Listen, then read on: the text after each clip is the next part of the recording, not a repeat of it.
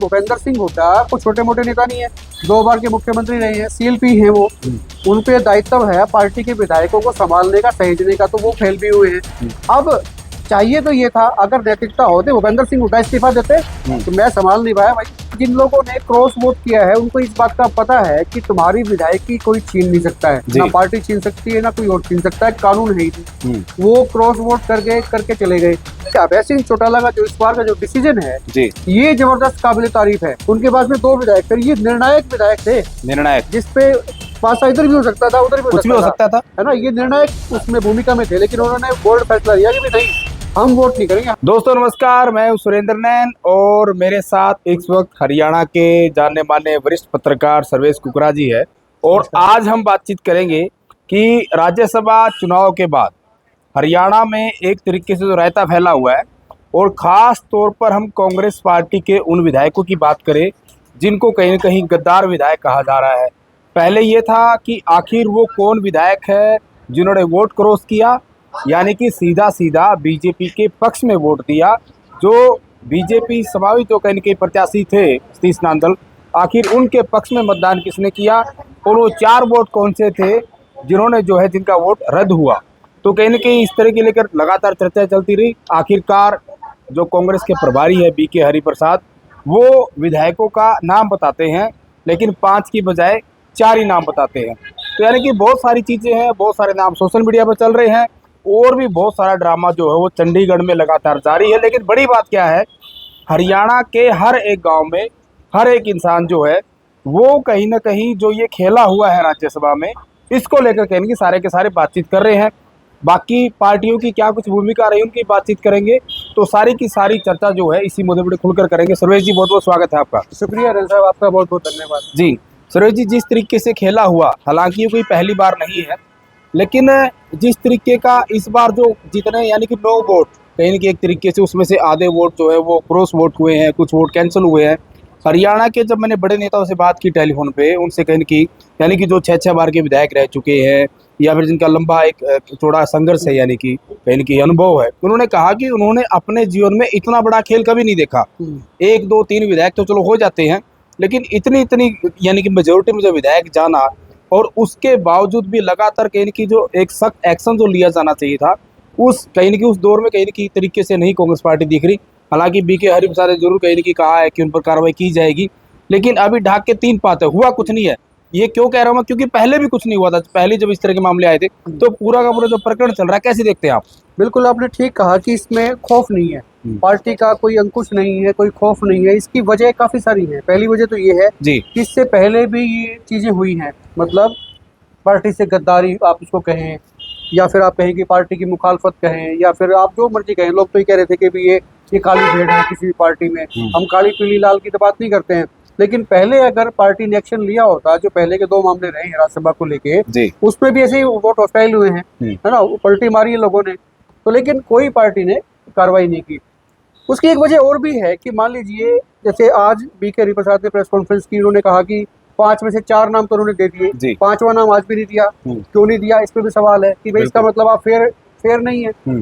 फिर ये जिन लोगों ने क्रॉस वोट किया है उनको इस बात का पता है कि तुम्हारी विधायकी कोई छीन नहीं सकता है, ना पार्टी छीन सकती है ना कोई और छीन सकता है, कानून है ही नहीं। वो क्रॉस वोट करके चले गए।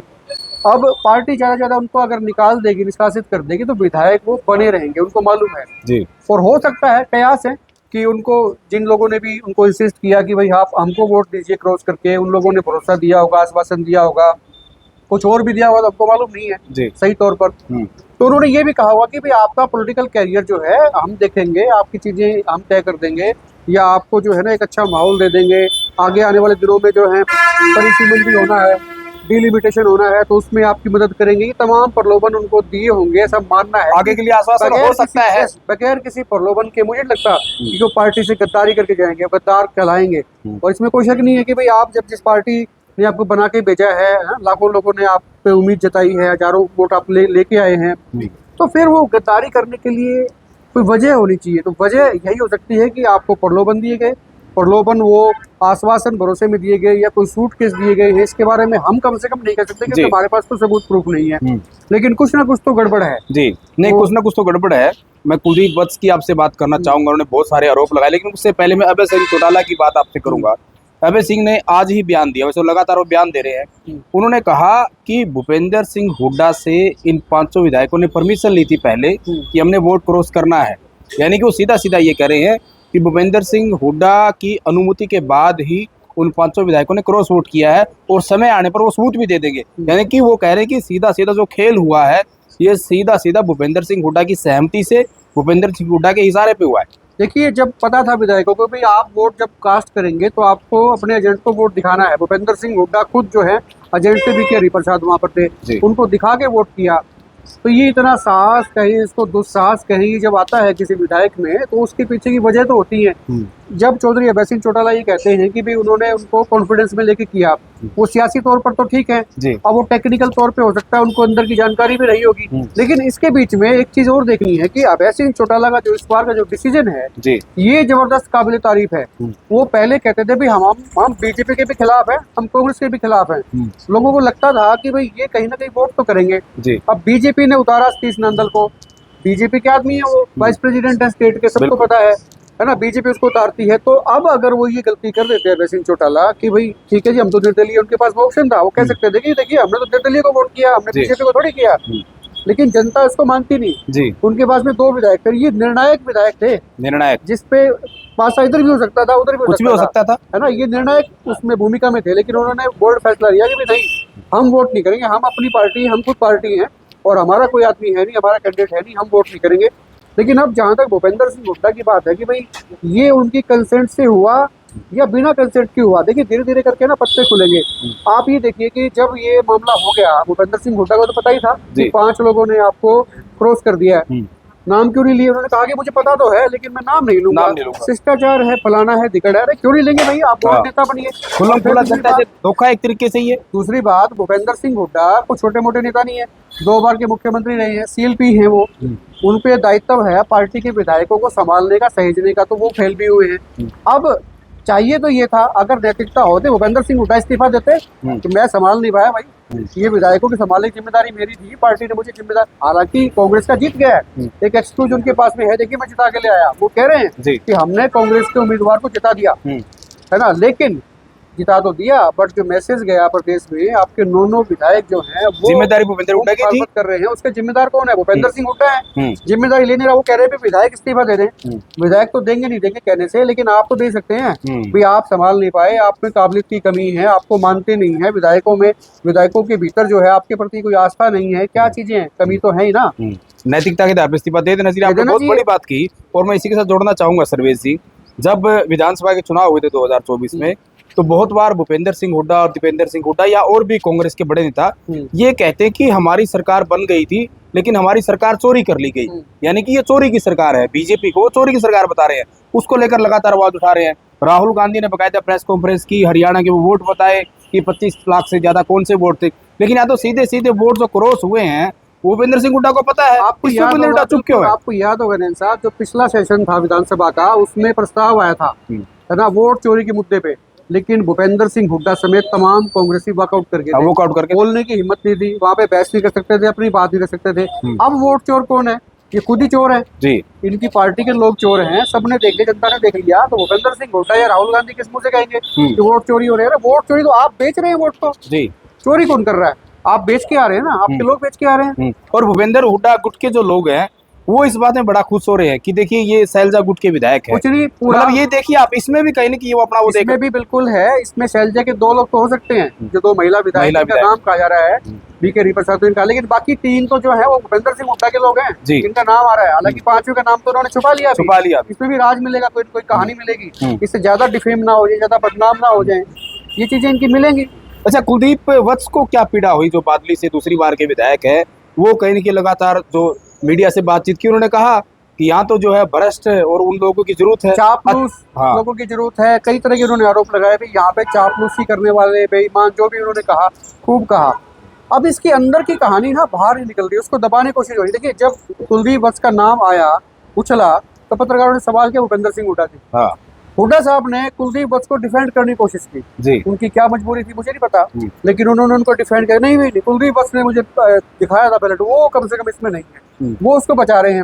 और वो कांग्रेस को खराब बता रहे हैं। कहता है कांग्रेस में कल्चर नहीं है। और आखिरी में किसी ने उनसे सवाल पूछा कि भाई आप कांग्रेस में बने रहेंगे क्या? हाँ, कहता देखो अभी क्या समय बताएगा, समय बताएगा। नहीं तो वो ठोक के कहते कि भाई हाँ कांग्रेस ही हूँ, कांग्रेस में रहूंगा। दाल में सवाल ही पैदा नहीं होता। काला है, जबरदस्त काला है। और ये जो दाल है ना, ये तो कांग्रेस की दाल है। बाहर के लोगों ने कुछ डाला नहीं इसके अंदर। ये बनाई दाल कांग्रेस ने, उनके इंग्रेडिएंट्स कांग्रेस के हैं, सारी चीजें कांग्रेस की हैं, वो खराब हो रही है।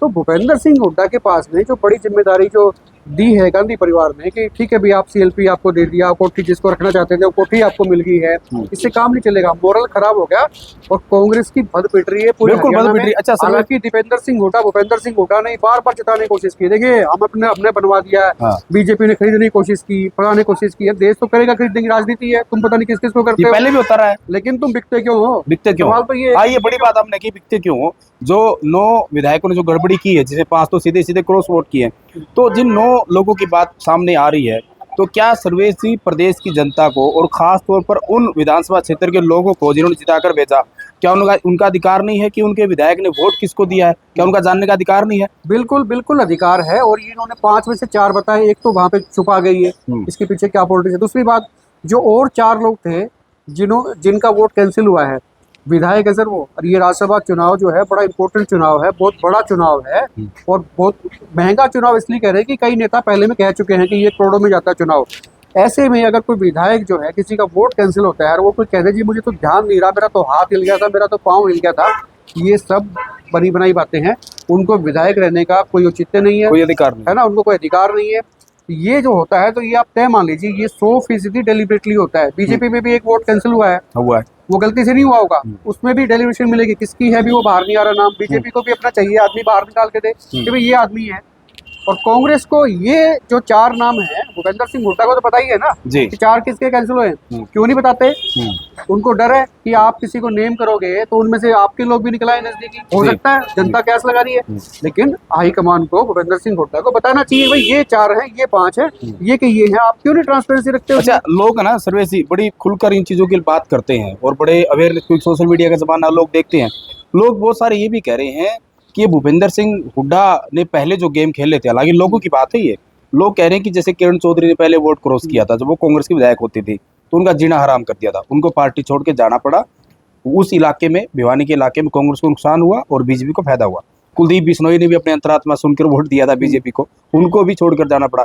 अब कहीं ना कहीं भूपेंद्र सिंह हुड्डा ने जो ये वोट क्रॉस करवाए हैं या जो वोट क्रॉस हुए हैं, उसमें से अधिकतर जो कहीं न कहीं जो गुट का नाम आ रहा है, शैलजा गुट का आ रहा है, तो कहीं न कहीं उनको एक तरीके से उनकी छवि खराब करके खुद एक साफ वही पेश करना चाह रहे हैं। तो क्या लोग मतलब समझे कि नहीं इस बात को? लोग सारा समझते हैं, लोगों को पता है कि भूपेंद्र सिंह हुड्डा ये बोल के या उनके समर्थक जो हैं शैलजा का नाम लेके इस चीज से बच नहीं सकते हैं। वो एक्सपोज हो चुके हैं। वो एक्सपोज कम हो या जो ना समझ हैं या जो उनके भक्त लोग हैं उन पे थोड़ा पर्दा पड़ा रहे, इसलिए शैलजा का नाम ले रहे हैं।